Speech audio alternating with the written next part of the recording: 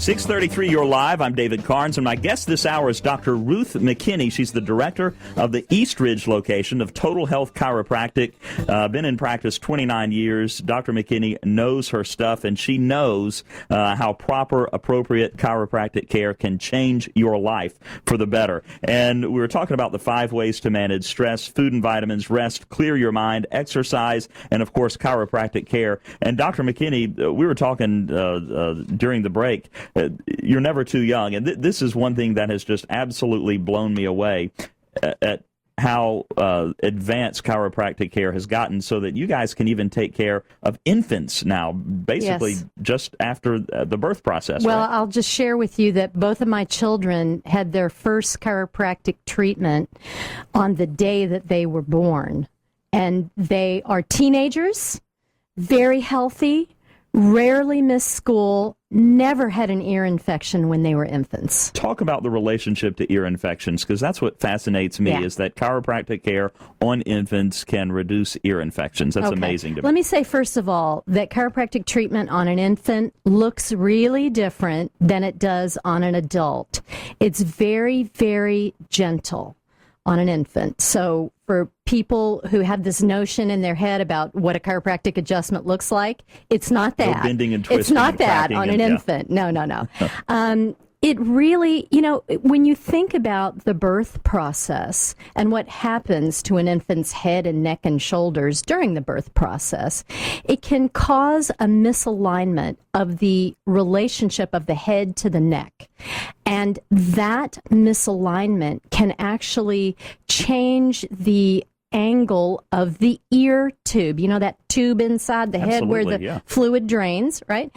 And if it's kind of like a gutter. When the gutter's pointed down, the rain drains out. But if the gutter isn't pointed down, the water backs up. And that's exactly what happens in an infant's ear tube. The fluid will back up into the ear tube. So a very specific, very alignment to the upper neck area will realign the position of the head and the neck, and it will get that ear tube gutter pointed down again so that the fluid drains out of the ear tube. That is worth the price of admission right there. Yeah. That is good information. Also, and this was a big deal with one of my children, I won't mention which one, Allison, but colicky babies. Yes. Oh, my goodness. So with infants, toddlers, colic is a huge issue. By the way, Dr. Ruth McKinney is my guest. If you want to get in touch with her, 702-9111. Any questions about chiropractic care? So talk about colic in infants. Yeah. In an infant, infants' nervous systems aren't very mature. Sometimes I almost think that infants should percolate for another 2 or 3 months. Moms, I'm sure, would not agree with me on that. You would imagine not, yeah. But their nervous systems aren't real mature, and it can affect the baby's ability to digest. Right? So a chiropractic treatment to a specific vertebra in the spine that affects the stomach can help the infant along in that process of maturing the digestion and maturing the nervous system so that they digest better. And I guess the digestion goes along with, because babies are notoriously, they'll have constipation issues as well. I guess that all kind of ties in together, right? It all ties in together, yes. Okay. Spinal correction, and this is again for infants and toddlers, spinal correction after falling while learning to walk. Okay, so think about it. First they crawl like a little turtle, and then they stand up, and then they let go of the furniture, and about 2 seconds after they let go of the furniture, they fall down on their butt. And we always think, their bones are soft, they're durable. Mm-hmm. Let's just make sure the furniture's okay. Right. But you're saying that there's some internal stuff going on there. Yeah, you can get the pelvis out of level. And when the pelvis gets out of level, it's just like the foundation in your house. If you want to have a level house, you better have a level foundation, right? Yeah. So when the kids, toddlers fall, they can push their pelvis out of level, and that affects the way that their spine grows. And we're not talking about something where a parent is going to notice this immediately. No. It's just something that, like you said, will affect the way they grow and develop a little bit later in life. Yeah, and so here's an interesting thing. Scoliosis, which is curvature of the spine, actually begins to develop as early as age 5. Really? Yeah, kids run and jump and play and boom and bang and fall and get their little pelvis out of level, and then they start to grow a little crooked. So and I know what the answer is going to be, but I want you to address it anyway. But should anyone, I mean, it sounds like chiropractic care, it sounds like what the traditional thought is that if you have pain, then chiropractic care might be a way to go. Sure. What it sounds like you're saying is that chiropractic care should be just kind of a health and fitness kind of a tune-up thing that we need to schedule pretty much just regardless to make sure we're on track. I think everybody needs chiropractic care sometime. You don't need it all the time, but you need it sometime. And then you need to start with it when you're an infant so that you grow a healthy, straight body. I love it. Let's move on into the life cycle, if we can, just a little bit. Teens and adults. So let's talk some of the things. I mean, teens, for crying out loud, athletics, stuff at school. They think they're invincible. So what kind of things do you see with teens primarily?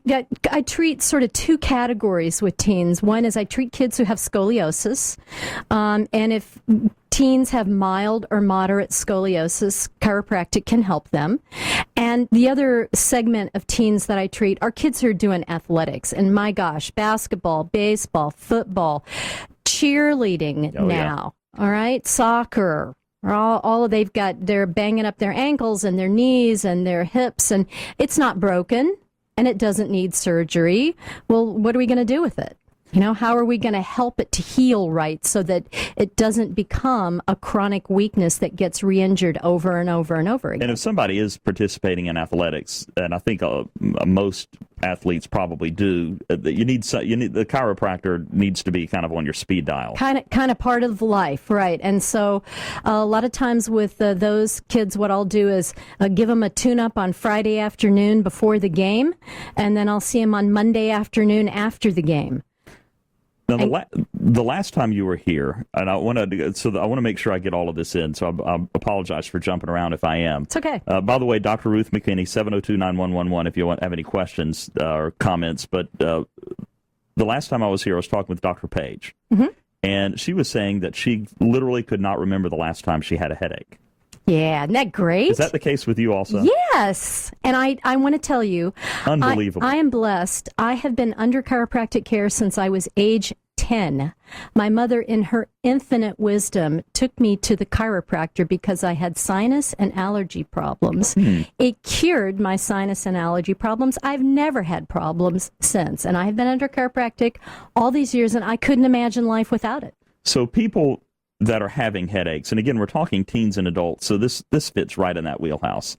And headaches because of stress, headaches because you're sleeping wrong. Or carrying a backpack that's 40 pounds. Carrying a backpack, kids, absolutely, that's 40 pounds. What do you do? I mean, most people are, I'm taking aspirin or I'm taking Tylenol, whatever, but what could you do to make sure that people don't get headaches anymore? Well, the thing that you have to do is figure out the reason why they're having the headaches. If it's a biomechanical issue, you want to fix that mechanical issue. You want to get the head sitting on the neck straight. And when you do that, it reduces the strain on the bones, the joints, the nerves. All of those things have pain nerves. So when you get it all fitting together right, there's no irritation that causes headaches. What's the primary reason that people get headaches? Does it narrow down to just a couple of things that you typically see? There are I would say the vast majority of headaches out there are what you might call stress headaches. You know, head not sitting on the shoulders right, muscles get too tight, hurts.